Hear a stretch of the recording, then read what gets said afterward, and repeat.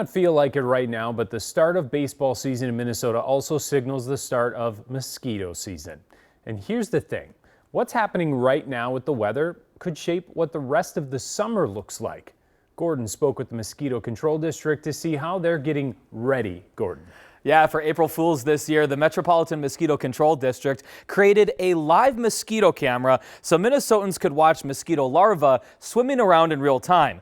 It was meant to be funny, poking fun at the live cameras that we often see at the zoo or in eagles' nests. But it's no joke that some Minnesotans are already seeing mosquitoes flying around. So we thought it was time to give you a preview of this year's mosquito season. These are mosquito larvae. You may think that early April is too early to be talking about mosquitoes. They're out there. It's true, most of the mosquitoes are still in the larva stage, swimming in the water. They're hatching now. But entomologist Scott Larson says give them another month or so, and those larvae will be flying around causing problems. I think the beginning of the season is going to be really slow. And then as soon as we start getting those spring rains, then we'll start seeing mosquitoes. That's the good news. We still have a few weeks without massive swarms of mosquitoes.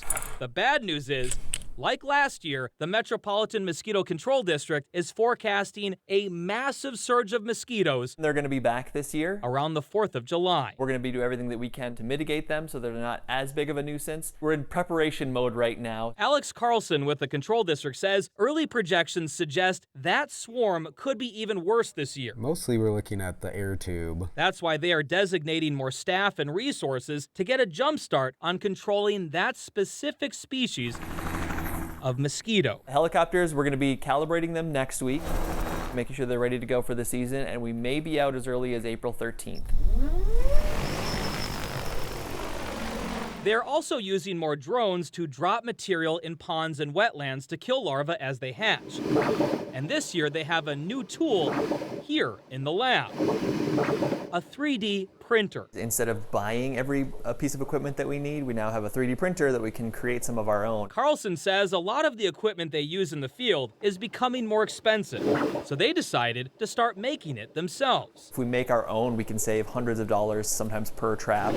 And with a few hundred traps every season, that's tens of thousands of dollars in savings.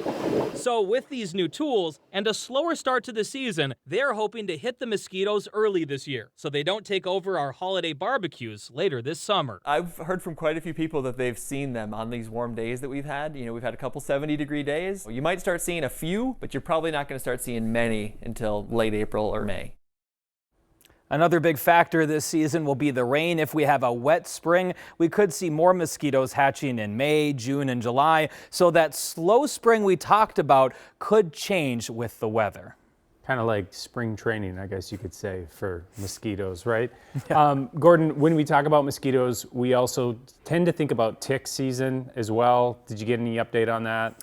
Yeah, they said with ticks, there's kind of a 2-year life cycle, and last year was year number 1, and they saw a lot of ticks. So they are expecting we're going to see a lot of ticks again this year, and so they are concerned about Lyme disease out there, and so they wanted to put that warning out to people to keep an eye out for those ticks, especially the really small ticks. Those are the ones that they typically worry about. Oh, great. Thanks, Gordon. Thanks for making us all worry even more. Have a good one.